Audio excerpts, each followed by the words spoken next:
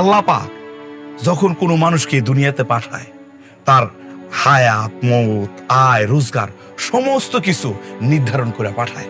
মানুষ চাইলেও কম বেশি করতে পারে না, তারপরও মানুষ বুঝা না বুঝা টাকা রোজগার করার জন্য এমনি হাই হুতা শুরু করে দেয়, ভালো থাকার জন্য সুখে থাকার জন্য অনেক কিছু করে।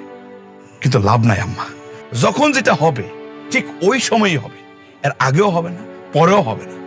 শোনো, সবুরে মেয়া ফলে এই কথাটা কেন আইছে? ধৈর্য ধারণ করার জন্য। মানুষ যদি ধৈর্য ধারণ করে অনেক কিছু করতে পারে। এই যে ধৈর্যের কথা বারবার কেন আসছে, সব জায়গায় ধৈর্যের কথা আইছে, অথচ তোমরা কোনো ধৈর্য ধারণ করতে চাও না। তোমরা সময়ের আগে ছুটো। সময়ের আগে ছুটলে কি হয় বুঝতে পারতেছো? আজকে টের পাইছো না? পাইছো তুমি? কত আজকে যদি ধীর সুস্থে সবকিছু করতা তাহলে কি এই বিপদে পড়তা না? পুত্রে, হ্যাঁ, তোর ভাষণ শেষ হয়েছে, কান্ডা করে জি করতেছে, করো যায়। এই যে এত কিছু বললাম, এত কিছু উদাহরণ দিলাম, তাতেও কি একটু ধৈর্য বাড়লো না তোমার?